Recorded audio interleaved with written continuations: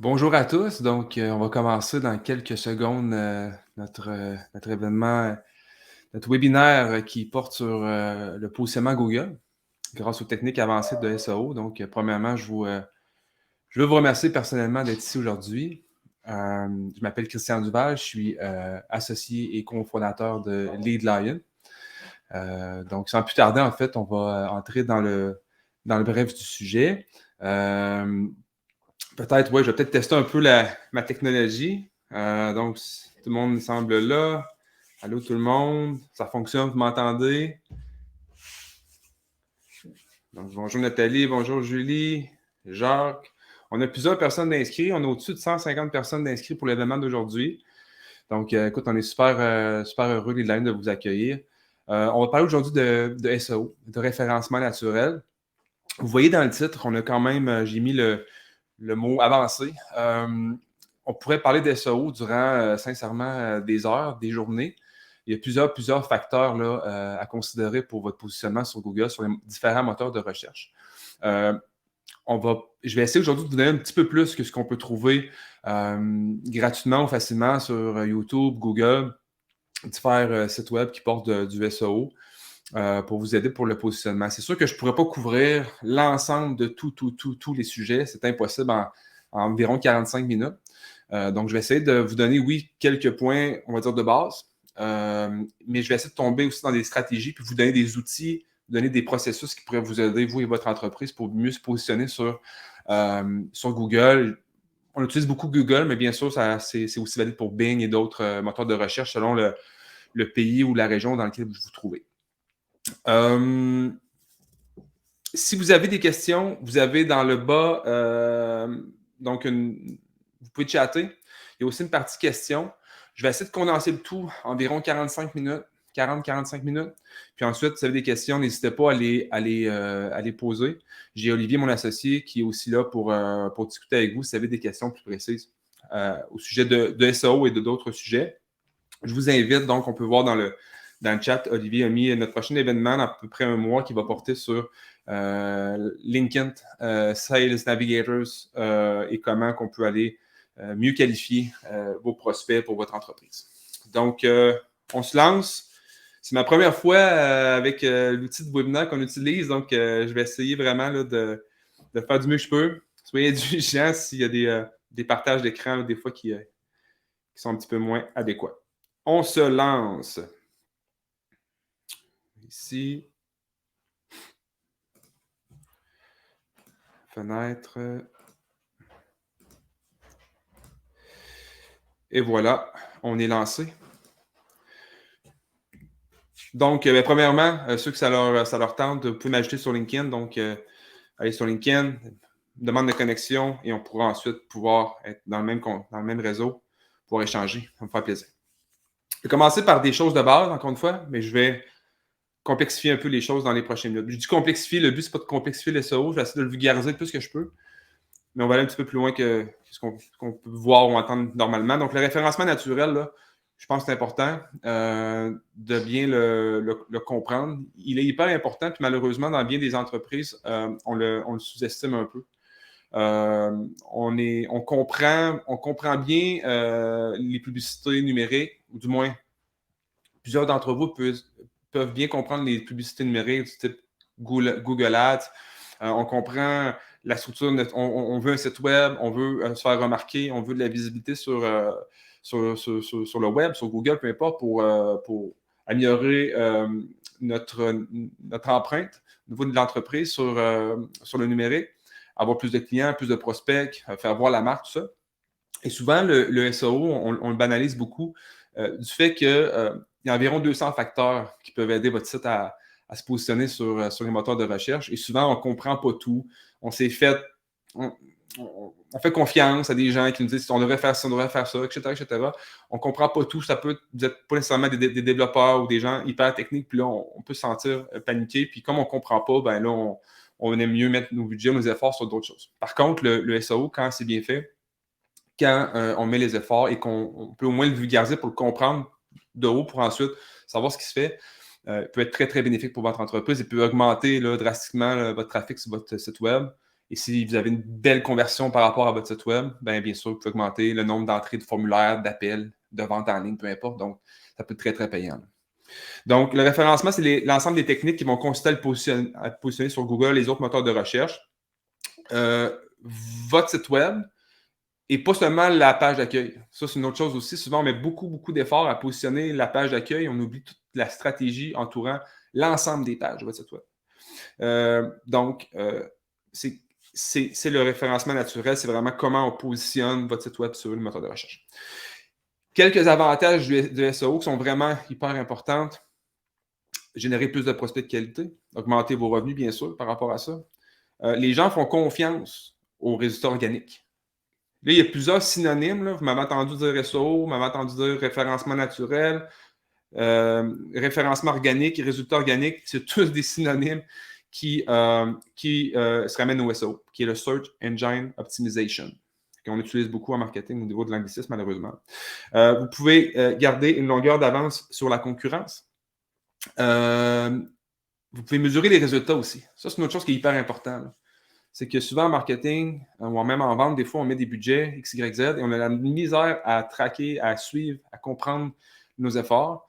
Sachez que le SEO, quand même, il y a des façons d'aller bien mesurer les résultats. Et offre une meilleure expérience utilisateur aussi. C'est interrelié. Rentrons dans le vif du sujet. Comment je peux optimiser mon positionnement et le positionnement du site de mon entreprise? Il y a l'optimisation technique on-page. Là, aujourd'hui, ceux qui sont ici, je vais passer rapidement sur le technique. Parce qu'encore une fois, je me répète, il peut y avoir 200 facteurs. On parle, là, quand je parle du technique, là, ça va de la vitesse du chargement de votre site web, ça va aux balises, ça va aux métadescriptions, au titre des URL, à la qualité de votre contenu. Donc, c'est tout ce qui se trouve sur votre site web. Il y a une multitude de facteurs. Je vais vous parler de ceux qui sont, je vais dire, j'ai envie de dire les plus importants. Et c'est un jeu de probabilité, là, ça aussi. C'est que si on commence à se dire qu'il y a 200 facteurs, rapidement, ça peut faire peur. Puis on peut perdre beaucoup, beaucoup de temps à aller optimiser des choses qui vont aider ultimement votre site web, mais qui ne vont pas nécessairement apporter des résultats rapidement. Donc, il y a quand même des points de base, mais qui restent encore, on va dire, les fondations d'une bonne structure SEO et qui sont éprouvés depuis des années, qui fonctionnent. Et on va se concentrer sur ceux-ci aujourd'hui. Ensuite, si il y a des trucs plus techniques, quand vous allez passer, par exemple, votre site web dans une analyse, un audit SEO en ligne ou avec de l'aide externe, vous pourrez vous attaquer sur des choses, des fois, qui sont propres à votre site web. Mais je vais vous donner les généralités qui sont, je vous dis, qui fonctionnent. Okay? L'optimisation on-page, dans le fond, c'est tout ce qui va englober les actions directement sur votre site. Donc, on ne parle pas de tout ce qui est fait à l'extérieur de votre site et qui va améliorer éventuellement votre positionnement sur les moteurs de recherche. Donc, voici quelques actions à considérer. Et là, je suis un peu dans la base de tout SEO, mais je n'ai pas juste passé par là pour vous amener ce que je veux vous amener. Les bases métadescription, et inquiétez-vous pas, dans quelques secondes, après cette fenêtre-là, je vais vous amener sur Google. Aujourd'hui, en fait, je ne veux pas justement vous donner un PowerPoint, des slides, là, puis vous dire voici une énième présentation d'SEO dans laquelle j'amène un jargon incompréhensible. Je veux vraiment vous amener dans un quad assez vraiment un échange. Je vais faire de la job, je vais faire une simulation en live avec vous qui, j'espère, vous permettra de pouvoir l'appliquer ou du moins une partie de comprendre les choses pour votre entreprise. Donc, les balises métadescription, c'est d'assurer d'avoir les bonnes balises métadescription. Je vais vous montrer dans quelques secondes c'est quoi sur Google une balise métadescription. Les balises H1, H6. Utilisez correctement ces balises, les en-tête. Ça, c'est les titres de vos pages. Okay? Et vous voyez H1, H6. Il y a différents niveaux de balises de titres sur une page. Par exemple, une balise H1, vous ne devriez jamais en avoir plus qu'une. Donc, si vous avez plusieurs H1 sur une page, vous vendez des portes et fenêtres et vous avez 4 balises texte qui s'appellent portes et fenêtres ou même qui ont des noms différents. Déjà, on est dans quelque chose qui est une erreur. Il peut y avoir plusieurs H2 par contre, il peut y avoir plusieurs H3. Donc, il faut le voir un peu comme si je le vulgarise. Vous auriez une présentation aujourd'hui qui serait maîtriser les techniques de SEO avancées. Les bullet points, ça serait mon titre. Donc, ça serait mon H1. Ensuite, SEO on page. Oh, un H2. Donc, c'est comme un sous-titre. Des bullet points. Les 5 critères à considérer sur le SEO on-site, sur votre site web. Oh, des bullets 3, des bullets, excusez-moi, en dessous du sous-titre. On tombe dans du H3. On a une deuxième section qui s'appellerait, maintenant, on va parler du SEO sur page, donc off-page, pardon, qui est à l'extérieur de votre site web. Oh, un autre H2. Donc, il peut y avoir plusieurs balises. À part la H1, ils peuvent se répéter. Pour ceux que j'ai déjà un petit peu perdu, que des fois, c'est quand même très simple à comprendre. Puis, je vais encore une fois vous montrer des exemples. OK? Mais je veux quand même passer par là. Ce qui reste, ce qu'il faut garder important dans mon jeu des probabilités, c'est pas moi qui l'invente, c'est que il faut que vous ayez absolument des H1. Il faut que vous ayez absolument des H2. Est-ce que les H3, H4, H5, H6 sont obligatoires ou vont vraiment, vraiment, vraiment positionner votre site web? Ils peuvent améliorer ultimement, mais faire la base des H1, H2, c'est vraiment là que c'est payant. Le reste, on va rentrer dans du détail de l'optimisation sur du plus long terme qu'on peut aller faire. Mais dès qu'on va mettre un site web en ligne, on va créer une nouvelle page. Moi, avec l'équipe, ou vous, avec votre site web, vous devez aller voir déjà les H1, H2. C'est vraiment le plus important. Okay? Les URL optimisés. Ça, c'est une erreur aussi que je vois souvent, c'est qu'on va souvent mettre tout sur les mêmes pages. Exemple, vous avez pour votre entreprise une page qui va s'appeler service. Et là, vous avez un service qui fait du nettoyage de ci, qui fait de la réparation de ça, qui fait de l'entretien de ça. Donc, vous avez, par exemple, 6 services sur votre page service. Bien, ce n'est pas beaucoup de poids pour les moteurs de recherche parce que c'est comme si tous vos services sont dans une seule page et les moteurs de recherche arrivent sur ça et voient, OK, le site entreprise ABC, /service, et là, vous avez tous vos services. C'est pas optimal. Ce qu'il faut faire de façon optimale, c'est vous pouvez avoir une page de service dans laquelle vous allez avoir vos services et vous allez cliquer sur ces services, et vous allez arriver sur la page de service et l'URL. L'URL, c'est l'adresse que vous avez en haut dans votre moteur de recherche. Ça va être, par exemple, ABC, entreprise ABC, votre entreprise.com/ il peut avoir service / réparation de fissures de béton, fondation, par exemple. Et c'est des mots qui sont clairs, qui sont définis et qui sont compartimentés. Il faut vraiment, vraiment vous compartimenter les pages de vos services pour donner du poids à votre site web et au moteur de recherche pour qu'ils puissent définir que c'est une page qui parle que de ça. C'est hyper important pour la sémantique. Et l'erreur qu'on fait souvent aussi, c'est de penser que tout le monde arrive sur notre site web, sur Google, en tapant sur notre page d'accueil. Mais justement, si vous créez des pages de services qui sont fortes, qui ont une bonne autorité, ça se peut que les gens ne trouvent pas votre page d'accueil dans une recherche Google, vont vraiment tomber sur la page de service propre à ce service-là et vous avez beaucoup plus de chances d'aller convertir. Contenu de qualité, bien sûr. Des liens internes, le maillage interne, hyper important, je vais en revenir un petit peu plus tard. Et bien sûr, tout ce qui est les images optimisées, la compression pour que ce soit lourd. Et il y a les fameux alt descriptions qui sont à ne pas banaliser même en 2023. C'est finalement le titre de vos photos. Pas nécessairement sur votre ordinateur quand vous avez vos photos, là, quand vous les importez, c'est aussi comment ils apparaissent dans votre sur votre constructeur de site web, je peux dire, on peut aller mettre des descriptions d'images. Ces points-là, je vous le dis, là, si vous appliquez ça avec rigueur, déjà, on a une très, très grosse base de fait. Je vous montre ici, je vais prendre pour aujourd'hui, je ne peux pas m'attaquer à vos 150 sites un par un. Ça me fera plaisir d'en discuter par contre si cela vous dit dans les prochains jours. J'ai pris fabricant portes et fenêtres. Okay? Je veux qu'on travaille sur ça. Je trouve que c'est un exemple intéressant parce que bon, elle est facile à comprendre. Et il faut savoir qu'un fabricant portes et fenêtres, ce qui est intéressant aussi, aura plusieurs chapeaux. Le chapeau de probablement passer par un réseau distributeur, mais aussi courtiser monsieur, madame, tout le monde qui vont acheter les portes de fenêtres. Plusieurs degrés intéressants par rapport à ça. Si on regarde au niveau de ma capture d'écran, on voit l'URL. Donc, quand je vais vous parler d'URL, c'est l'adresse que vous avez dans la barre de recherche en haut. Le titre, hyper important. Vaillancourt, portes et fenêtres, fier fabricant de portes et fenêtres, blablabla. Là, j'ai marqué fabricant de portes et fenêtres et sorti la page d'accueil. Mais sachez que si je chercherais des portes coulissantes, ben, ça serait la même chose. Mais ça serait probablement une page de service ou une page de produit. Okay? Et ce qu'on voit ici en dessous, c'est la métadescription. Donc, souvent, quand on parle de SEO, on entend le mot titre, URL, on va parler des H1, H2, tout ça, et on entend les métadescriptions. Ça, c'est encore une fois, c'est comme la base très, très solide et qui fonctionne, que vous devez travailler et comprendre. Okay? Donc, la métadescription, c'est ce qu'on voit. Et malheureusement, je vois beaucoup de sites web, par contre, quand on fait une analyse rapide, je vais vous donner des outils dans quelques minutes, ils sont vides, ou sont par défaut, ou ils sont tous pareils.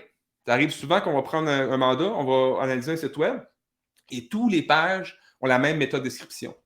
Elle a été mise probablement par défaut, par la technologie qu'on a utilisée par notre site web, mais probablement, ça ne fait rien, donc ça ne va pas avantager ce site web et ça ne va pas l'aider à se positionner sur les moteurs de recherche. Mais en plus de ça, ça peut même le pénaliser parce qu'on peut tomber dans de la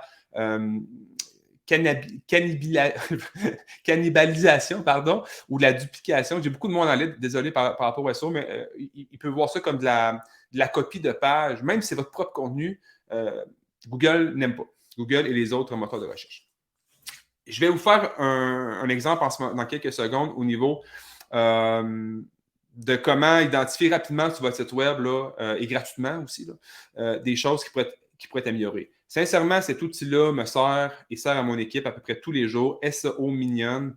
Allez vous télécharger ça. C'est gratuit. C'est dans ceux qui utilisent Google, c'est dans le Chrome Store, là, la boutique Chrome de Google. Et sincèrement, c'est un outil que je ne pourrais pas me passer. Deuxième excellent outil, un peu plus complexe, mais encore une fois, vous avez une version gratuite qui est excellente. Screaming Frog, vous mettez Screaming Frog dans Google, générez, vous mettez votre URL et Screaming Frog va vous sortir toutes vos pages, toutes les H1 de vos pages, vos métadescriptions de vos pages sous un genre de visuel fichier Excel. Donc, qui permet très rapidement d'avoir une idée. Ah, je vois toutes les métadescriptions de toutes mes pages. OK, je vois qu'il y en a que je n'ai pas. Il y en a que je vois que c'est de la duplication, justement, qui sont copiées, tout ça. Donc, vous pouvez rapidement travailler sur des pages de votre site web pour voir ça. Mais ça va plus loin que ça. Il va dire les liens que vous avez sur votre site web, les erreurs techniques, une multitude de choses vraiment, vraiment intéressantes. Et encore une fois, vous avez plein de vidéos sur comment vous en servir. Même si vous utilisez 1% de cet outil-là, je suis certain que vous allez faire des gains.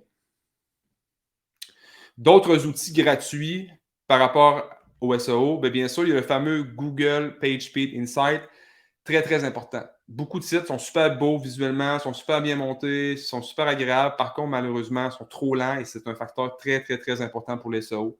Donc, allez voir ça. Pour trouver des mots-clés, vous avez Answer the Public. Ceux qui font déjà du Google Ads. Google Ads donne des keywords. Quand vous cherchez des mots-clés sur Google, ça aide. Et vous avez des plugins, ceux qui utilisent WordPress, par exemple. Mais maintenant, il y a des plugins surtout là, sur WordPress, sur Shopify, sur Webflow, etc. Par contre, mise en garde, plugin, faites attention de ne pas en surutiliser. Les plugins peuvent être un outil incroyable, peuvent devenir votre ennemi numéro 1. Si on en met trop, si on ne met pas les bons, si on en met plein de plugins SEO ou d'autres sortes de plugins, il peut y avoir des conflits entre eux. Ça peut encore amener d'autres problèmes. Donc, je vous conseillerais, avant de faire des fois prendre des décisions trop rapides, peut-être justement de soit avec votre équipe interne en discuter, soit peut-être aller voir un professionnel pour une petite consultation rapide qui va vous mettre sur le bon chemin pour être sûr de ne pas créer de nouvelles erreurs, en fait.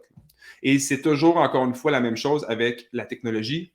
La technologie, sans le jus de cerveau, ne vaut souvent pas grand-chose. Ce que je veux dire, c'est que souvent, on va être excité par les outils d'analyse SEO, de ci, de ça.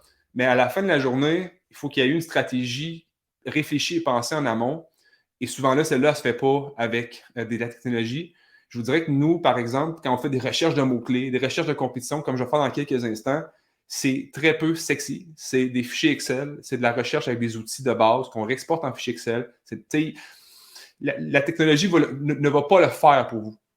Elle va vous aider, va identifier des problèmes. Encore une fois, il faut savoir comment les régler de l'autre côté. Puis souvent, ben, je vous conseille de peut-être consulter ou du moins regarder comment le faire le mieux possible. Je vais juste prendre quelques instants ici pour aller sur mon fameux fabricant porte et fenêtre. Je vais en prendre un au hasard. Là. S'il y en a de ceux-ci qui sont parmi nous, ben, tant mieux, je vous salue. Je suis sur le site web. OK? Je vous ai parlé de SEO Mignon tout à l'heure. Je vais cliquer sur mon petit Chrome ici, SEO Mignon, et il va m'ouvrir ça ici. Tout ce que je vous montre là, ça c'est gratuit. Là. Et je peux analyser la page, je peux analyser, il peut souligner les liens rompus, trouver des erreurs. Il peut trouver ça, les HR flanks, c'est par rapport au langage et d'autres choses. Moi, ce qui m'intéresse aujourd'hui pour vous montrer, c'est la partie SEO on page. Donc, je peux rapidement voir l'URL. Comment s'appelle son URL? Donc, vous la voyez ici. Il donne même le nombre de caractères, etc., etc. Le titre, très intéressant. Pourquoi il est très intéressant? Parce que vous pouvez aller voir vos compétiteurs aussi. Aller voir comment ils se positionnent, qu'est-ce qu'ils utilisent. C'est pas anodin. La métadescription, hyper importante. Il met un petit warning à côté. Il faut le prendre avec des pincettes.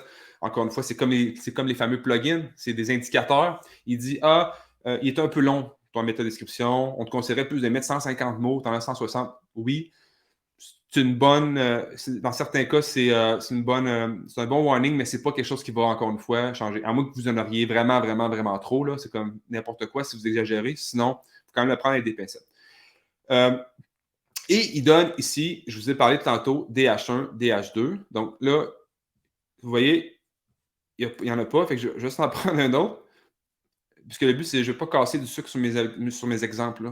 Ce n'est pas parce que je veux juste bien le faire. Là. Je refais une. Donc, ici, ça en est un. Donc, on peut voir ici le titre, métadescription. Encore une fois, l'URL en haut. Et je vais descendre et on va voir le H1. Fabricant, manufacturier, porte et fenêtre. Et on voit qu'il y en a seulement un. Donc, belle pratique. Utiliser qu'un H1. Et les H2, c'est des choses qui sont. C'est comme les bullet points que je vous disais. Donc, c'est les portes et fenêtres. Donc, c'est une autre façon d'aller mettre des mots-clés et de bien structurer notre page. Le H1, si vous n'en avez pas, hyper important. Si je m'en vais sur excusez-moi, j'avais un petit, sur un produit en particulier, pour vous montrer un peu tantôt ce qu'on a discuté. Je suis sur une page de produit. OK? Je vais aller sur mon SEO Minion pour ceux qui veulent l'utiliser. Et je vais rapidement me rendre compte du titre. Porte d'acier. Donc, ça donne bien. Je suis sur une fenêtre. Ici, si on regarde, fenêtre, concept, produit, porte d'acier. Donc, le mot-clé numéro 1 que moi, je vois rapidement là-dedans, c'est porte d'acier. Il voulait positionner son porte d'acier, mais ça donne bien, il est très bien positionné sur Internet par rapport à ça. On peut voir que dans son URL, il y a le mot porte d'acier. On peut voir dans son titre qu'il a le mot porte d'acier. On peut voir dans sa description qu'il fait. Bon, ils ont je pense, une méthode qui pourrait être optimisée. Et on a encore une fois un seul H1, porte d'acier. Donc, et après, on a des H2 pour aller mettre encore une fois mes bullet points. Donc, si on revient à ça, j'ai un fabricant de porte et fenêtre qui veut positionner le mot porte d'acier. Il a créé un produit, ça aurait pu être un service si vous faites du service, dans lequel il est segmenté. Il n'a pas mis toutes ses fenêtres dans une, il les a mis sur une qui va parler que des portes d'acier, dans lequel l'URL a le mot porte d'acier à l'intérieur, dans lequel la métadescription aurait de façon optimale le mot porte d'acier, et dans lequel le titre a aussi la porte d'acier, excusez-moi, et le H1 est aussi la porte d'acier. Donc, il se donne tous les choses possibles pour pouvoir bien le positionner. Donc, je voulais juste vous montrer ça rapidement au niveau de SEO Mignon. Okay? Maintenant, je vais tomber avec vous sur quelque chose de vraiment concret. Je vais utiliser pour l'instant, SEMrush, qui est un outil payant. Il y a plusieurs outils payants là, très, très bons là, pour le SEO. Il y a des versions gratuites. Rapidement, bon, on va être limité dans des choses, mais vous pouvez essayer la version SEMrush gratuite qui va vous permettre de faire déjà de comprendre, de l'essayer, de le tester. Et puis, si vous en avez vraiment de besoin, Peut-être que vous en avez justement besoin pour voir ce que votre équipe fait ou ce que votre consultant ou votre entreprise qui fait du SEO fait pour avoir une idée. C'est parfait, la version gratuite. Si vous voulez en faire par vous-même, à un moment donné, ça peut être intéressant d'utiliser une version payante. Dans le marché, les outils qui me mènent en tête, qui se ressemblent à peu près tous, SEMrush, Ahrefs, Moz, SE Ranking, c'est pas mal, là. Il y en a probablement d'autres que j'oublie, là, mais c'est quand même ceux qu'on utilise le plus souvent, qu'on entend parler le plus souvent. Okay? Fait que je vous conseillerais quand même d'aller vers des outils éprouvés qui sont reconnus. Je pourrais, ceux qui ont des questions et qui veulent la liste d'outils, on pourra vous la partager avec grand plaisir là, suite au webinaire. Okay? Donc, on entend souvent parler des mots-clés. OK, il me faut des mots-clés, il me faut des mots-clés, il faut des mots-clés. Oui, il faut des mots-clés. C'est hyper important, les mots-clés. Par contre, encore une fois, un mot-clé sans volume, un mot-clé sans intention de recherche, un mot-clé sans stratégie, encore une fois, ça ne tient à pas grand-chose. Parce que vous pouvez mettre, encore une fois, beaucoup d'argent, beaucoup d'énergie, beaucoup du vôtre pour aller positionner une page avec un mot-clé que pour vous, vous pensez que c'est le mot-clé que tout le monde utilise et vous allez peut-être vous rendre compte après recherche qu'il y a des mots-clés très similaires, des synonymes, plus qu'un mot, des associations de plusieurs mots, de phrases qui vont vous donner des volumes beaucoup plus intéressants, donc beaucoup plus payants pour vous pour aller chercher du trafic.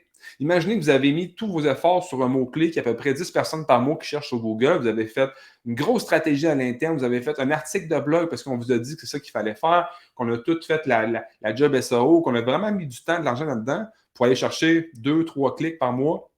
C'est pas ce qu'on veut. Il faut commencer par prioriser justement à l'interne de notre entreprise les services et les produits qu'on veut vendre le plus, et après trouver justement ces fameux volumes et ces intentions de recherche. Je trouve personnellement, c'est quelque chose qu'on banalise encore beaucoup aujourd'hui, l'intention de recherche.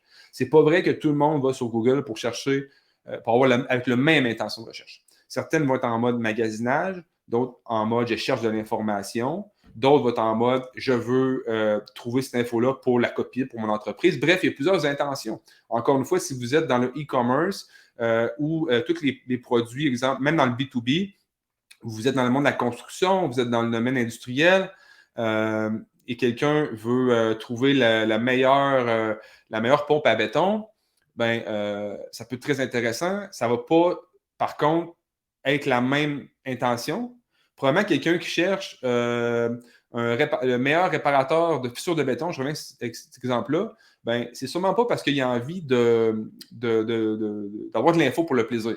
On s'entend, il est en mode recherche pour probablement prendre le téléphone et appeler. Donc, ça peut être très payant pour une entreprise parce qu'il vous cherche, il faut qu'il vous trouve. Si vous n'êtes pas positionné, ben, il va appeler votre concurrent.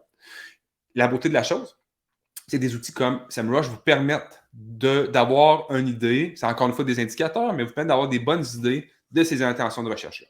Donc, je vais y aller à l'instant avec un cas, une simulation qui va vous permettre de vous donner des outils, j'espère. Et je vais aussi passer par recherche de mots-clés. Je vais vous donner des techniques, des idées pour aller espionner votre compétiteur.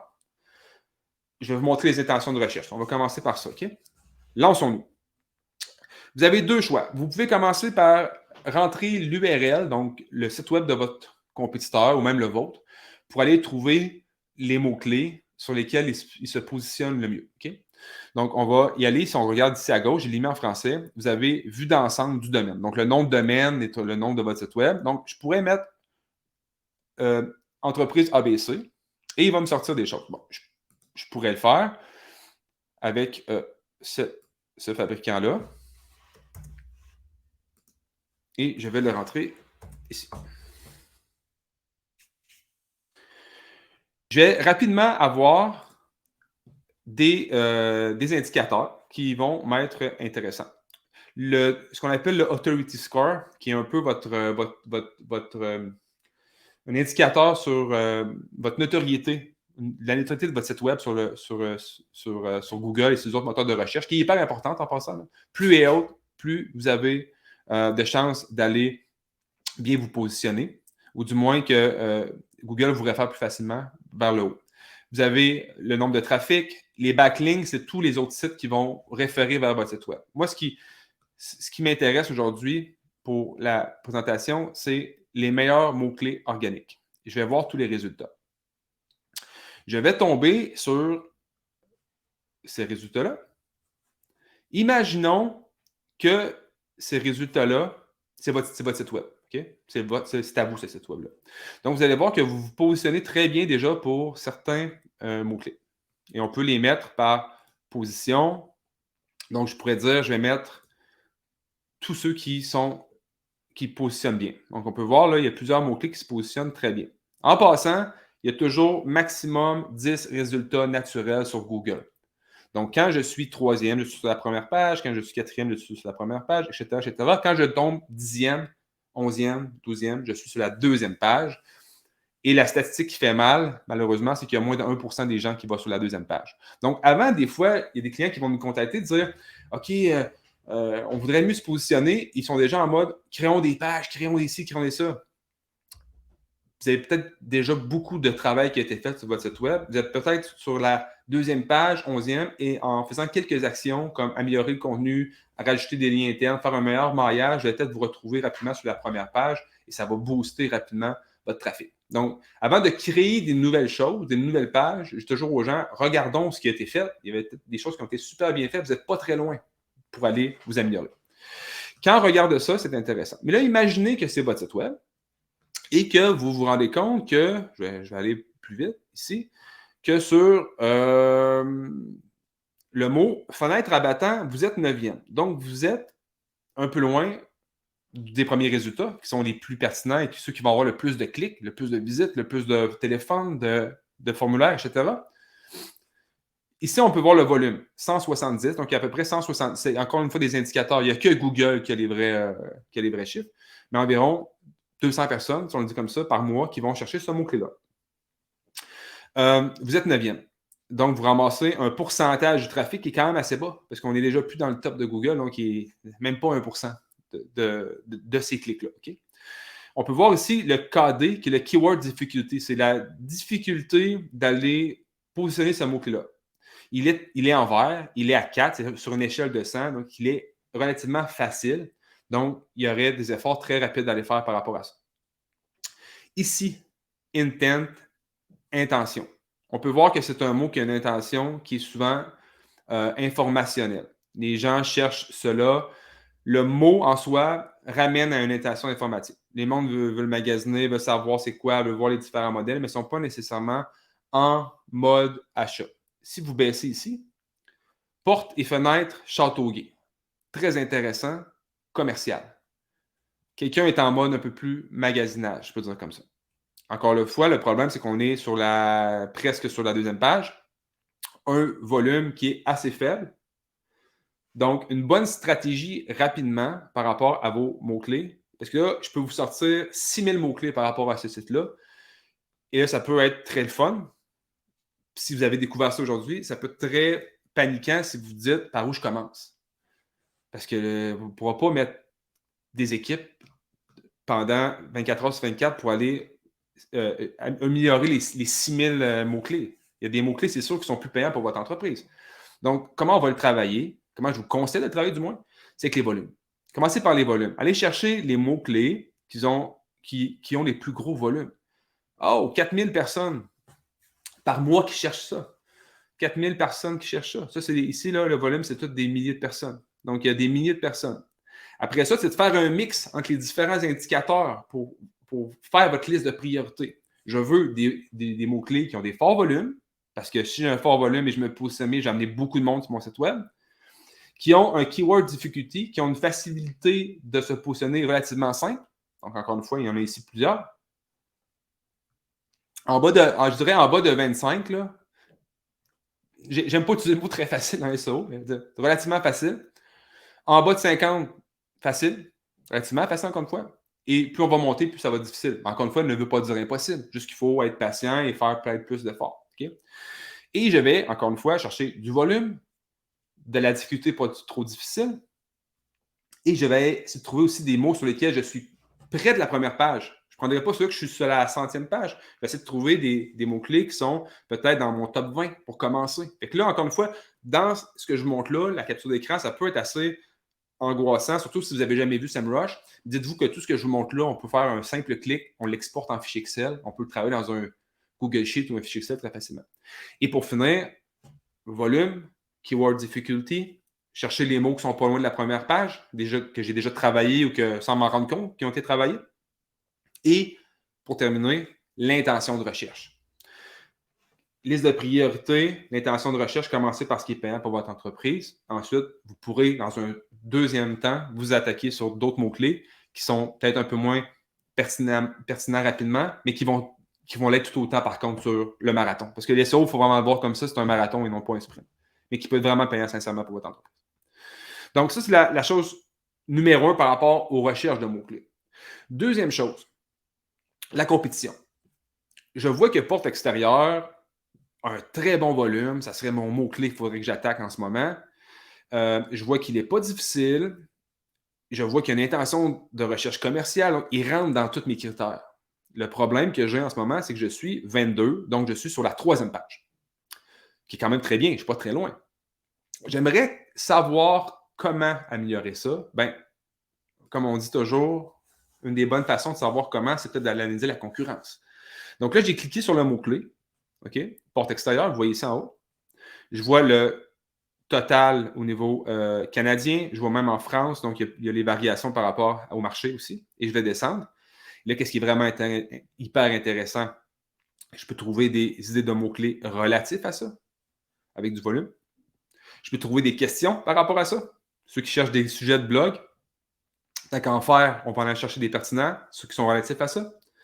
Des mots-clés associés, etc., etc. Donc là, c'est vraiment le fun. On peut vraiment commencer à avoir vraiment beaucoup de fun parce qu'on est dans un seul mot-clé. Il y a plein de possibilités. Okay?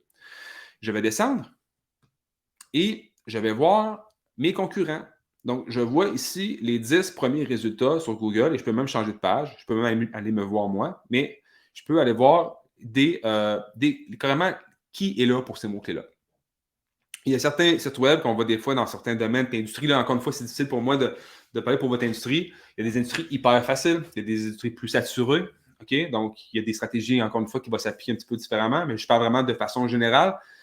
Je pourrais aller m'attaquer à des choses qui ressemblent plus à moi, entre guillemets. Là, donc, parce que oui, Canac, bon, c'est pas infaisable. On peut se positionner devant des gros joueurs. C'est ça la force du SEO. On peut être très petit et faire du bon travail SEO et passer dans des monstres.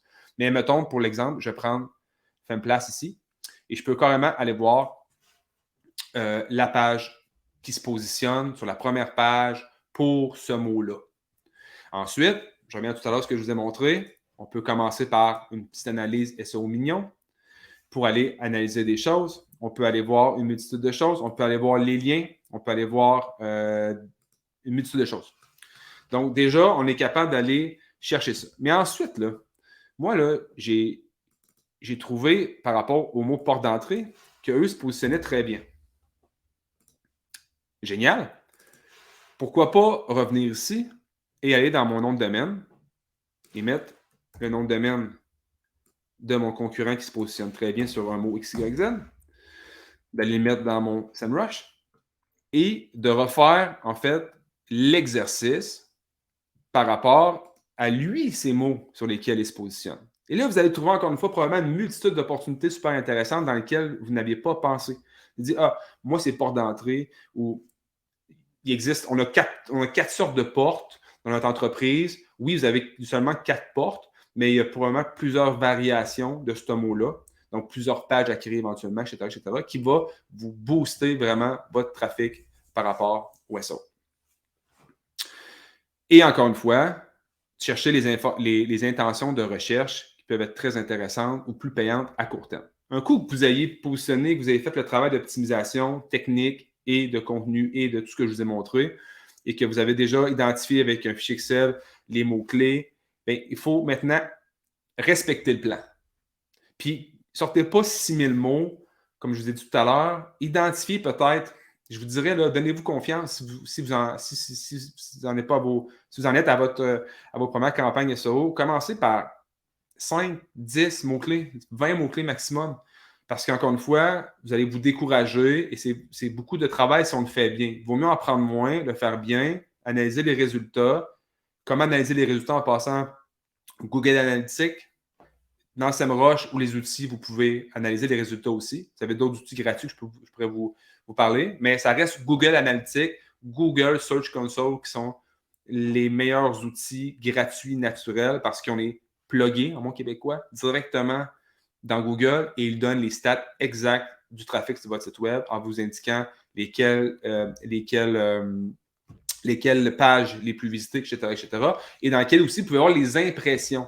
Les impressions, pour ceux qui sont un peu moins familiers, c'est quand vous allez ouvrir votre Google Analytics, Google Search Console, pardon, il va vous donner les clics. Donc, ça, c'est le monde qui sont allés sur votre site web, sur les pages XYZ.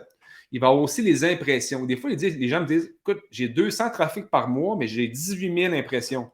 Mais c'est quoi? C'est que vous avez, sur un mot XYZ, mettons, porte et fenêtre, vous êtes apparu sur les moteurs de recherche par rapport à ce mot-clé-là, mais vous êtes peut-être très, très, très loin. Donc, il n'y a pas eu de clic, mais il y a eu quelqu'un qui a cherché un mot. Si vous auriez été bien positionné, vous auriez pu recevoir un clic pour ça. Donc, il y a souvent une très grande différence, c'est normal là aussi. Là. Donc, si vous avez, exemple, il y a 18 000 impressions, puis vous avez 200 personnes par mois qui bossent sur votre site, bien, dites-vous, en fait, prenez de façon positive, c'est qu'il y a beaucoup d'opportunités. Je vais accélérer un peu parce que le temps avance, puis je sais qu'on est sur l'heure de lunch. Je vais retourner sur ma présentation pour garder le focus. Je vais arriver sur une stratégie au niveau. Donc là, j'ai couvert rapidement. Je sais que c'est concis. Si vous avez des questions, je reste à votre disposition. Je vais couvrir maintenant une stratégie qui fonctionne très bien et qui se fait un peu en parallèle par rapport à ce que je viens de parler. On va parler de l'optimisation off-page. Tantôt, on a parlé de tout ce qui était sur votre site web. Là, je vais vous parler de ce qui se retrouve à côté de votre site web, mais qui va vraiment, vraiment, vraiment aider votre site web. Et vous entendez probablement ceux qui sont faits, qui ont entendu parler d'SEO, de backlink, de liens entrants, peu importe. Backlink, backlink, backlink. C'est quelque chose qui marche depuis des années, qui fonctionne encore. Je vais les résumer rapidement.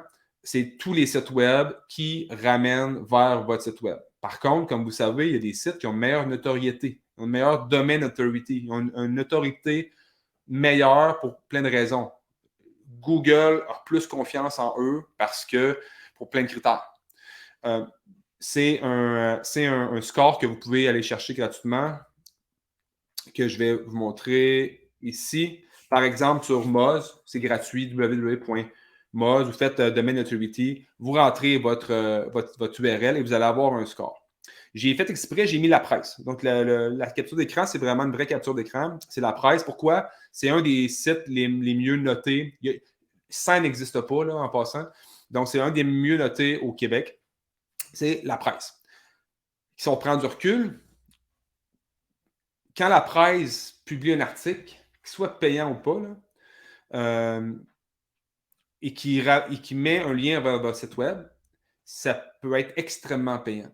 Parce que comme la presse a beaucoup de notoriété et que Google aime la presse parce que c'est un site de confiance, pertinent, etc., ben, c'est très, très, très payant. Et une stratégie, c'est d'aller chercher des liens vers des sites de qualité. Parce qu'il y a des gens qui vont vendre des services de backlink, ils vont dire, je vais te mettre 2000 backlinks. C'est des backlinks de spamming, c'est de pire qualité, de sites étrangers, etc., qui pourraient finalement même éventuellement pénaliser votre site. Donc, c'est d'aller chercher, c'est pas la quantité, c'est vraiment la qualité de ça. OK? Dites, ouais, OK, c'est beau, là, la presse, là, mais ça coûte de l'argent à avoir un article dans la presse, puis moi, j'ai peut-être pas une entreprise aujourd'hui pour faire ça. C'est pas grave. Allez chercher, demandez vos liens. C'est vraiment hyper important. Il y a des gens là, qui se font faire des articles dans le journal XY, même les journaux locaux, dans des organismes, vos partenaires, peu importe, quand ils publient quelque chose sur vous, sur leur site web, allez valider, puis allez aussi le demander. Hey, est-ce que j'ai super l'article que tu as mis? Par contre, il n'y a aucun lien vers mon site web. Demandez-le. Ah, pas de problème, je vais te l'ajouter. C'est très, très, très, très, très, très payant. C'est hyper important. OK? Si vous êtes un manufacturier, vous avez des distributeurs, demandez à vos distributeurs qui vous ramènent vers vous. Puis ça peut être un win-win aussi, hein? Ça peut être vous qui les amène vers eux et eux vers vous, etc. Donc, il y a façon d'aller chercher ce win-win-là. Des partenaires d'affaires. Hey, ça te dérangerait-tu? Je fais créer une page d'un article de blog qui parle un peu de vos services ou qui parle, c'est pas obligé d'être un répertoire, là. Ça peut être je ne sais pas, un article qui parle, exemple, de l'importance de faire du cold call en 2023 et que vous êtes avec un partenaire dans le domaine d'une agence qui fait du cold call. Il y a un lien dans l'article qui va les ramener vers eux. Ça amener un backlink vers leur site. Hey, t'en feras un, toi, sur l'importance d'avoir un beau site web ou d'avoir un, je ne sais pas quoi, sur un sujet marketing. Ils vont mettre un, boum, ça met chez vous. Donc, vous avez chacun trouvé un backlink. Et c'est des choses qui vont vraiment, vraiment, vraiment vous aider. Je vous donne ici quelques exemples faciles, en guillemets, de backlink. Google My Business. Si vous n'avez pas de profil Google My Business en ce moment, s'il vous plaît, en avoir un, surtout si vous êtes une entreprise locale, c'est hyper important.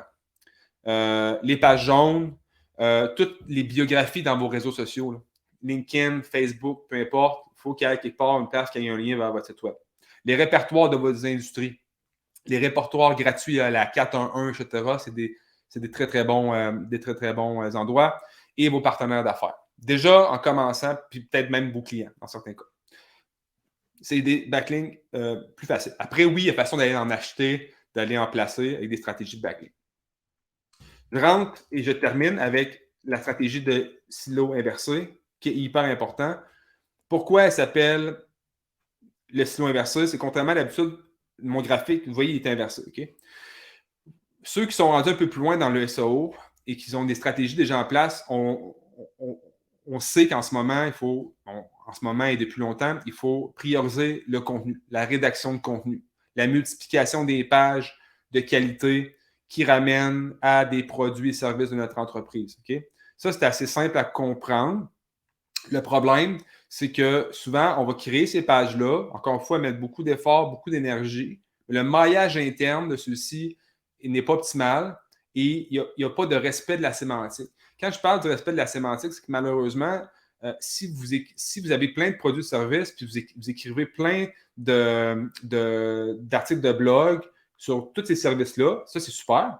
Par contre, il faudrait qu'un article qui parle de l'avantage d'avoir une porte en acier ramène vraiment à la page de la porte en acier et non pas à votre page d'accueil ou une page de tout mettre parce qu'encore une fois, Google va dire on va essayer de mettre dans des silos ces mots-clés-là. Donc, si on peut voir sur mon graphique, vous avez les backlinks en jaune. Les backlinks, c'est quoi? C'est les liens entrants. Donc, des liens de la presse, de vos partenaires, d'articles de blog externes qu'on peut appeler du guest blogging, peu importe, vous en avez acheté, peu importe. Donc, qu'est-ce qu'on va faire? C'est qu'on va ramener ces liens-là vers des articles de blog, par exemple. OK? Et là, vous voyez, on va aller créer 3 articles de blog. On va prendre encore une fois mon porte en acier. OK? J'ai des articles dans les journaux locaux, j'ai des partenaires, j'ai acheté des backlinks. Et ce que je veux, c'est que ces liens-là vont ramener sur mes articles de blog qui parlent seulement de porte d'acier. Mon article numéro 1 va être pourquoi, je ne sais pas, pourquoi utiliser une porte en acier, là, par exemple. L'autre qui va être les meilleures tendances porte acier 2023. Puis l'autre va être autour de pourquoi les bibliothèques municipales utilisent les portes d'acier. Bon, vous voyez là, je ferais vraiment je fais ça en live, là, comme on dit. Là. Mais vous comprenez, on va rester dans la porte d'acier.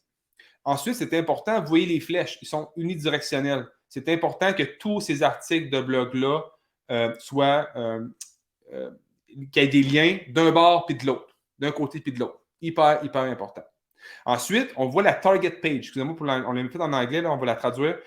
La page ciblée. C'est quoi la page la plus importante? C'est ma page de produit, ce que je peux faire buy now ou du moins remplir un formulaire ou appeler qui va s'appeler porte en acier. OK?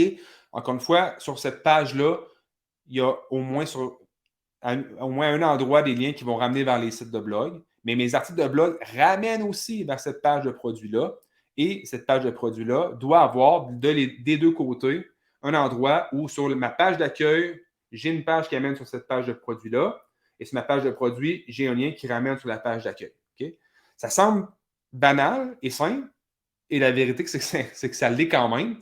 C'est juste qu'il faut être assidu et on peut utiliser encore une fois le fameux bon fichier Excel pour dire, OK, article numéro 1, article numéro 2, article numéro 3, est-ce qu'elle redirige vers mon article numéro 1? Oui. Est-ce qu'elle redirige vers mon article numéro 3? Oui. Ensuite, est-ce que mon article numéro 1, 2 et 3 redirige vers ma page de produit qui s'appelle Porte et fenêtre en acier? Oui. Est-ce que ma porte en acier redirige sur ma home page? Oui. Boum, on a pu le faire. Et pourquoi tout ça? C'est qu'au niveau du crawling, au niveau des robots, il va faire l'ensemble du chemin, je peux dire, et il va comprendre que c'est une canalisation qui parle des portes en acier. C'est très clair pour les robots, c'est très clair pour Google, vous aide à vous positionner et encore une fois, ne pas sous-estimer derrière les backlinks en jaune. Il faut qu'il y ait des liens qui amènent sur ça pour donner de la notoriété à ces pages-là pour vous faire grimper dans les moteurs de recherche. Donc voilà, j'aurais pu continuer quelques heures avec vous. J'espère que vous avez apprécié. Je vous invite là, pour le prochain événement le 25 mai qui va être sur LinkedIn et 16 navigateurs pour une meilleure qualification des prospects. Mais sans plus t'attendre, je vais tomber sur mon dashboard ici et dites-moi si vous avez des questions, s'il vous plaît. J'espère que vous avez apprécié. Là. J'essaie vraiment de vulgariser. Je sais que des fois, ça peut être un peu complexe. Je vais aller dans les questions. Il semble en avoir quelques-unes ici. J'y vais. Moz, oui. M-O-Z, parfait. Merci, Olivier. Parfait. Dans le cas où nous voulons mettre en valeur la page principale pour l'image de marque, l'intention de recherche est-elle informationnelle ou navigationnelle et comment choisir les mots-clés lorsqu'il existe un ou deux entreprises ayant un nom identique ou similaire? C'est une très bonne question. Je vais essayer de répondre vraiment de façon concise, puis on pourra se reparler, Benjamin, peut-être plus en détail si je ne réponds pas de la façon la plus optimale. Sur votre page d'accueil, je vous dirais, il faudrait y aller avec une généralité. Ce n'est pas si important pour être honnête avec vous. À moins que vous ayez un e-commerce. Si vous avez un e-commerce, je vous dirais que c'est peut-être différent, il faudrait l'analyser. Mais si, exemple, on regarde, je ne sais pas, une agence marketing, pour ne pas le nommer comme nous, on va utiliser un mot qui va être fort, comme les de Lyon, agence marketing à Québec, à Montréal, peu importe. Donc, c'est probablement ma page d'accueil. Et il va falloir quand même faire du travail si on veut renforcer justement les produits. Donc, je vais ensuite avoir concession, site web, accompagnement SEO, etc., etc. Donc, la page d'accueil, elle est importante, mais elle va quand même bien se positionner de base du fait que, c'est sûr qu'il y a des critères, encore une fois, là, ça dépend si votre nom de domaine est vieux, ça dépend, encore une fois, si votre site est rapide, ça dépend des métadescriptions, etc., etc. Mais à moins que vous auriez un produit, si vous avez plusieurs produits, je dirais de peut-être pas trop regarder l'intention de recherche pour la page d'accueil. Si vous avez un produit, vous vendez un produit là, fixe ou un service très fixe, oui, mais encore une fois, vous voudrez quand même éventuellement créer des pages de services ou de produits par rapport à ça. Donc, l'intention, elle est moins importante, là, mais elle fait moins mal. Je vois des triangles jaunes quand il y a trop de mots. Est-ce qu'on est moins bien référencé? Merci Julie pour la question. Donc, en fait, la réponse, c'est non. C'est plus des indicateurs. Tous les plugins, même ceux qui utilisent du WordPress, qui vont utiliser Yoast, RankMath, il y a des gens, des fois, qui n'en donnent pas la nuit. Et il me dit que ma barre, là, ma barre n'est pas à 80, je ne suis pas à 100 sur 100. C'est des indicateurs. Eux, ils essaient de vous aider pour vous dire, on va vous donner toutes les façons d'optimiser votre site web. Si il y a le triangle jaune, parce qu'il dit, normalement, on conseille que vous ayez maximum de 160 mots dans votre description. Vous en avez 172. C'est un indicateur et dans le meilleur des mondes, oui, on va essayer de le respecter, mais il ne va pas vraiment vous affecter. Pour être honnête, tout à l'heure, vous avez vu, j'ai fait rapidement des avant-arrière sur des sites de portes et fenêtres là, pour la simulation. Et je suis même tombé sur des pages qui étaient très bien référencées, qui avaient, je pense qu'il y en a qui n'avaient pas de métadescription. Pourquoi? Je pourrais tomber dans un long discours, mais en gros, c'est probablement parce que ça fait 25 ans qu'ils ont un site web. Il y a aussi d'autres facteurs. Je vous ai parlé tout à l'heure des 200 facteurs possibles. Là. Donc, il y a certains facteurs, des fois, qui vont même qui vont prendre, comment dire, se classer mieux par les facteurs qu'on n'a pas le contrôle, on ne peut pas l'avoir. Si vous êtes un nouveau site aujourd'hui, puis vous battez contre un monstre qui a 25 ans dans le domaine, c'est sûr que ça va être un petit peu plus difficile. Et je reviens au backlink. Tantôt, j'ai vu Fanplast. Probablement qu'il y a des dizaines de milliers ou beaucoup, beaucoup, beaucoup de milliers de backlinks d'endroits qui ramènent vers lui, donc, et de qualité. sais, peut-être que leurs produits sont peut-être vendus chez Rona, sont peut-être vendus chez Home Depot, qui sont tous des très bons sites web. Et Google fait, cette compagnie-là est une excellente compagnie et ça les booste aussi par la fameuse notoriété que je vous ai parlé aussi. Serait-il possible d'aborder le sujet de Google Knowledge Graph et des recommandations de redirection vers d'autres plateformes pour des places ou personnaliser? Est-ce possible de modifier cette section manuellement? Je vous dirais que live comme ça, j'aurais plus tendance à vous dire à Gauthier, peut-être de juste prendre un petit rendez-vous. On peut faire une petite rencontre ensemble. Ça serait peut-être plus intéressant pour vraiment aller dans votre question puis y répondre parce qu'il manque un peu de choses pour pouvoir trop l'aborder vu l'heure qu'il est. Comment gérer les liens HTML pour les sites bilingues? Très, très, très bonne question, Louise. Je vais essayer d'y répondre le mieux que je peux. Encore une fois, c'est des questions, c'est pas parce que je veux pas y répondre, c'est que j'ai pas vu votre site, puis on peut vraiment tomber dans une analyse très profonde. Par rapport au site bilingue, c'est hyper important et il peut y avoir des erreurs par rapport à ça, dont les fameux hreflang qui sont hyper importants. C'est des balises qu'on va aller mettre dans le code qui va dire qu'on est un site français, canadien, français de France, etc. Mais on peut aussi parler de subdomaine. Bref, il y a plusieurs façons de l'avoir. Mais oui, effectivement, c'est hyper important. Il y a des plugins qui peuvent vous aider à le faire de façon plus facile, quand même très bien. Par contre, il y a toujours le 2 poids, 2 mesures. Des fois, ils vont vous aider, mais ça peut venir très coûteux selon. Puis là, c'est là que je n'ai pas les données. Est-ce que vous avez un gros site ou un petit site? Par exemple, Weglot, W-E-G-L-O-T, va créer des subdomaines automatiquement pour vous, va carrément traduire les pages pour vous, mais vous permet de les éditer. Donc, permet d'aller, parce que des fois, les traductions sont mauvaises quand elles sont automatisées. Va vous permettre de l'éditer de façon manuelle. Donc, vraiment pour garder le respect, votre contrôle sur votre contenu. Par contre, va s'occuper de ces balises-là, va s'occuper des subdomaines et d'une multitude de choses. Il y a aussi les fameux les boutons pour changer de langue, etc. Donc, il y a façon vraiment de le mettre là, très, très manuel ou à votre main. Il va prendre en considération beaucoup automatiquement de ces critères-là. Donc, la structure va être très bonne de base. Par contre, pour X raisons, ça va coûter trop cher, vous voulez le faire d'une autre façon, ça serait à voir ensemble. Là. Mais il y a façon aussi, nous, on a un peu les deux types avec nos clients. On a certains clients, le site plus petit, qu'on va faire la traduction manuelle, on va mettre la structure en place de façon assez simple.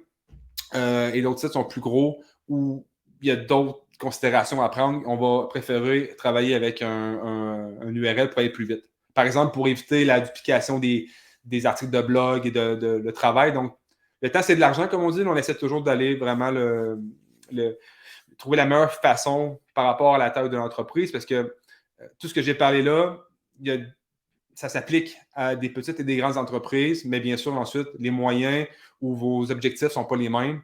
Donc là, ça serait peut-être de l'analyser en un à un si ça vous va pour pouvoir vous aider. Est-ce que j'ai d'autres choses? Nous voyons de plus en plus des sites corporatifs qui tiennent sur une seule page. Quel est votre avis au niveau du SEO pour un site corpo comportant une seule page? On vient encore. Il faudra encore que j'analyse, comme je vous dis. Il peut y avoir des sites corpo. Il ne faut juste pas mêler ceux qui vont utiliser ces pages. Oui, mais est-ce qu'ils se positionnent bien? Là? C'est là que je vous dirais que c'est plus mon questionnement. Je vous dirais que ultimement, si vous voulez bien vous positionner avec du SEO, à moins que vous soyez dans une niche très peu compétitive, une seule page ne sera pas suffisante. Je ne dis pas que vous n'allez pas pouvoir bien la positionner, mais probablement que ça va être très difficile. À moins qu'encore une fois, vous ayez dans une industrie, on a même des clients que c'est très facile de les positionner parce que l'industrie, leur concurrence est soit pas super au niveau de la job qu'ils font, on ne met pas du temps dans leur référencement web, donc on est capable de passer très rapidement. Il y a certaines industries, pour ne pas nommer la nôtre, là, tout ce qui est marketing numérique, peu importe, bonne chance, on a quand même beaucoup de concurrence et c'est plus difficile. Donc, c'est sûr que si j'aurais un one-pager, une seule page, impossible de bien se positionner par rapport à ça. Donc, ça, encore une fois, je vous dirais, ce serait de le valider, mais ultimement, si je réponds là, sans tous ces contextes-là, je vous dirais quel est votre avis du SEO pour un site corpo comportant une seule page versus un site qui comprend 5 pages à 10 pages? Ben, j'ai pas le choix d'aller vers le 5 à 10 pages. Est-ce possible d'avoir un récapitulatif? Oui, avec grand plaisir. On vous le fera. Avec grand plaisir. On va vous envoyer ça. J'ai pu comprendre le bot créé. Souvent, les mettre la description en fonction du contenu de site web. Comment passer outre? Benjamin, en fait, ça serait de se parler, je pense, parce que je ne sais pas c'est quoi votre constructeur de site web, les outils que vous utilisez. Donc, oui, il y a des plugins, des outils qui aident à le mettre de façon automatique en prenant souvent les premières phrases de votre site web, ce qui est quand même des fois bien parce que ça peut quand même être mieux que zéro. Mais il y a façon d'aller facilement aller optimiser ça. Si vous utilisez des WordPress de ce monde, des constructeurs de sites web relativement simples et faciles, il y a des outils. Sinon, ben, le mieux dans le SEO, ultimement, on peut aller le faire dans le code. Le code reste clean, etc. Donc, ça serait juste de voir ce que vous utilisez. Pour les récapitulatifs, on va vous envoyer ça. Est-ce que j'ai d'autres questions? Est-ce que Olivier, si tu es là, tu m'entends? Tu as des questions que je n'ai pas vues, tu peux me les mettre dans le chat peut-être. Sinon, écoutez, on reste à votre disposition. Envoyez-moi un email, cduval@leaddelion.ca. Ça va me faire grand plaisir de vous répondre et d'aller analyser votre site là, pour vous vraiment proprement avec une stratégie qui pourrait vous aider et de vous donner des conseils. Sinon, je vous dirais que je vous retrouverai dans un mois, le 25 mai, pour parler de LinkedIn et 16 navigateurs pour aider vos stratégies de prospection de qualification. J'espère que vous avez apprécié. C'est un défi pour moi de le condenser aussi dans un aussi court laps de temps, mais j'espère vous revoir bientôt. Merci beaucoup. À bientôt.